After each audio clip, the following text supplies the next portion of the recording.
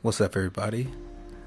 Thought I'd do a little channel update video. I know you probably haven't heard from me in a minute, but I wanted to let everybody know kind of what I was kind of playing. I saw some other comments from the last Elder Scrolls Online video, and I haven't really been playing too much, as I've heard a lot of people have kind of been doing the same thing. But what I have been playing is what's on the screen now, which is Destiny 2. I tried it a couple times before and didn't really get into it too well, mainly because I was kind of putting a lot of attention into Elder Scrolls Online, and that was kind of my main game. But I think this has the potential to take me away from that. I was very surprised by a lot this game has to offer. Now, it does have some issues. Nothing is perfect. I am also looking at checking out New World when that does finally release, but I don't want to spend too much time in the beta to kind of tire myself out. Until then, I know this is kind of the end of the Destiny season. I kind of came in at the last month of it, but it's been a blast. I can't really say too many things negative just yet. I have not done too much competitive PvP, so that's a whole nother thing in itself, but it does a lot of things good. Having a game that's responsive, I think, is the more important thing that I actually value in this whole experience. The game is snappy, it's responsive. Even with in-home game streaming, it it does work, and I mean, it's just snappy and responsive. I think that's one of the more things I'm really, as sad as that is, as an MMO player, you're just so used to shit that anything that just actually plays is like gold. But that's another topic for another day. But the purpose of this video here is to basically say, from my opinion, getting up to 1335 light level within a month, which a lot of people are still surprised by that. But I play a lot of Gambit, which this game mode is actually not liked by a lot of people. I can kind of see why, because at low level you don't realize how much of a disadvantage you're at, but you're getting spat on like the whole time.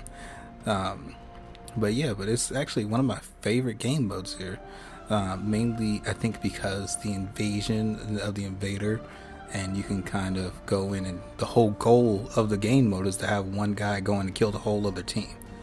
I think that's the allure of it for me.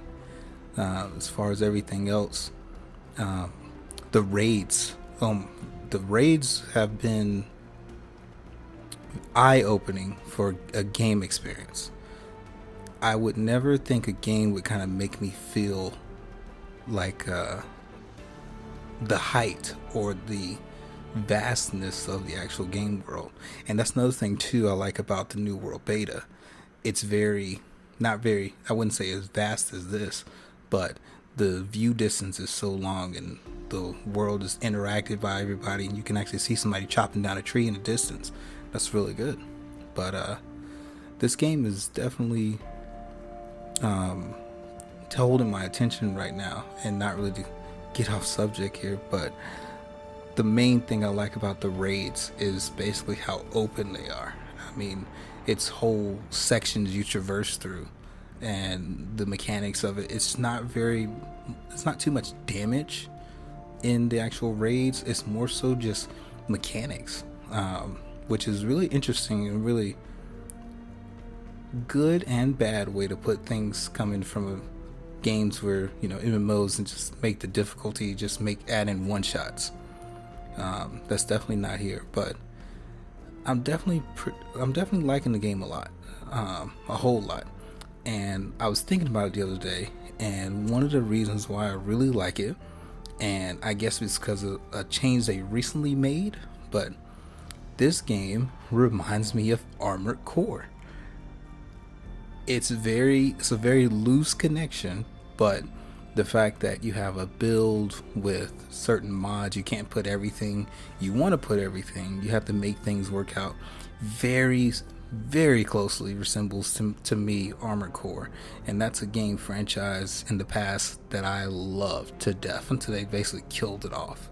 But it's very much like Armored Core as far as the way you set up your character, what kind of gun to use, stuff like that. And I think that that itself is its own allure. Getting the build right. I know it's kind of maybe the MMO player in me, but min-maxing is really interesting in this game because it's more so not about this is the perfect stats, because you can't really get the stats you want on gear. It's more so about your personal loadout on what guns you feel comfortable with or what guns you like playing with. There are set guns in that archetype that are the best, but if you can use a certain type of gun better than someone else, you'll still have an advantage. So, and also too, the stats play a little bit of a role, but not really too much. That's why kind of if you're grinding for a certain stat roll on something, it's not too much better than something without it. But yeah, from my viewpoint right now, getting up to max light level for Grandmaster, well, getting up to the minimum light level for Grandmasters, which I have run a few and it has been really good.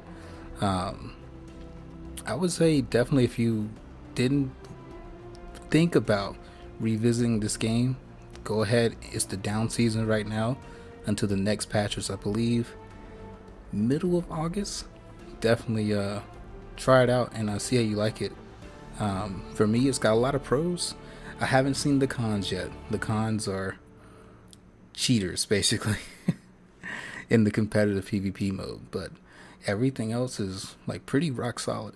So I definitely say if you were thinking about picking it up or trying it out again, because I know, I mean, I've had this game since it came out, and it was under Blizzard, and now it's on Steam, and like I said, a lot of things changed in it, and I think now it's easier to get into, and it grabs my attention a little bit more, which was definitely a good move. And when you get started doing the content, it's very interesting content. I'm not really a big lore person or big story mode person, but this definitely grabbed my attention in that way. So definitely be sure to check it out, and I'll go ahead and get some more uploads coming your way.